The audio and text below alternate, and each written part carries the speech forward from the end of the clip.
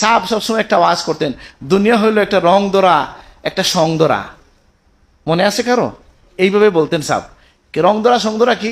আমি আল্লাহ আমাকে নিলেন একবার হজে গিয়ে দেখলাম যে সত্যি তো হজকে তো বলা হয় আখেরাতের মানে কিয়ামতের একটা মাশহাদ সগীরা।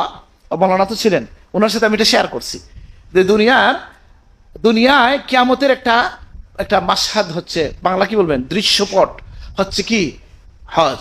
ওখানে সব আপনার অনিশ্চয়তা, কি হবে, কষ্ট, চিৎকার সব আপনি শুনবেন। এই জন্য সূরা হজের সূচনাও হয়েছে কিয়ামতের বর্ণনা দিয়ে, ইয়াউমা তাযহালু কুল্লু মুরদিআতিন আম্মা আরদাত ওয়া তাযাউ কুল্লু যাতি হামলিন হামলাহা ওয়া তারান নাসা সুকারা ওয়া মা হুম বিসুকারা। লম্বা বিষয়। তো আমি বলছিলাম ওখানে কি আমরা দেখলাম আমরা যে একটা গ্রুপ আছি, এই গ্রুপের লোকজন আমাদের পরিচিত আরেকজন গেছেন আরেক গ্রুপে, ওই হজের মধ্যে আর দেখা হয় না। কারণ ওই যে দুনিয়ায় এই বাংলাদেশে থাকতে যে গ্রুপ একসাথে হয় নাই, হজে কি একসাথে থাকা যাচ্ছে না? আমি কি বুঝাইতে পারছি? বিরক্ত হচ্ছেন? মানে এখানে যে একসাথে হইতে পারি নাই, ওখানে কেউ একসাথে নাই।